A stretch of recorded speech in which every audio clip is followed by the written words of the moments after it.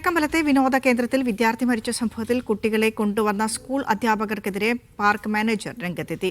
കുട്ടികളെ അധ്യാപകർ ശ്രദ്ധിച്ചില്ലെന്നും കുട്ടിയെ കാണാതായി എന്ന് അരമണിക്കൂർ കഴിഞ്ഞാണ് പാർക്ക് ജീവനക്കാരെ അറിയിച്ചതെന്നും മാനേജർ ചാൾസ് മീഡിയ വണ്ണിനോട് പറഞ്ഞു. കുട്ടിയുടെ മരണത്തിന് ഉത്തരവാദികളായവർക്കെതിരെ നടപടി ആവശ്യപ്പെട്ട പഞ്ചായത്ത് ഓഫീസിലേക്ക് LDF മാർച്ച് നടത്തി. ലൈസൻസ് ഇല്ലാതെ പ്രവർത്തിക്കുന്ന കിഴക്കമ്പലം ജംഗിൾ പാർക്കിലെ ചതുപ്പിൽ ഈ മാസം 21-നാണ് 5 വയസ്സുകാരൻ മരിച്ചത്.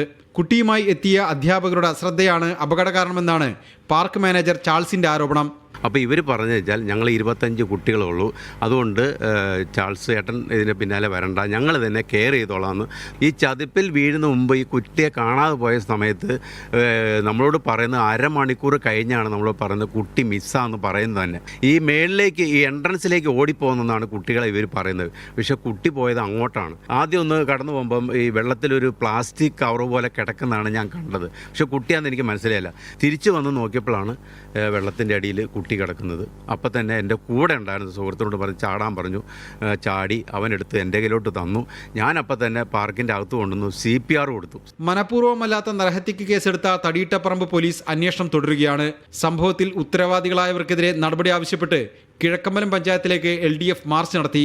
2020 ഭരിക്കുന്ന കിഴക്കമ്പലം പഞ്ചായത്തിൽ കുട്ടിയുടെ മരണം രാഷ്ട്രീയ പാർട്ടികൾ ആയുധമാക്കി കഴിഞ്ഞു. പഞ്ചായത്ത് സെക്രട്ടറിക്കെതിരെയാണ് ഭരണസമിതി ആരോപണം ഉന്നയിക്കുന്നത്. LDF ആകട്ടെ ഭരണസമിതിയെയാണ് പ്രതിസ്ഥാനത്ത് നിർത്തുന്നത്. മീഡിയ 1 കൊച്ചി.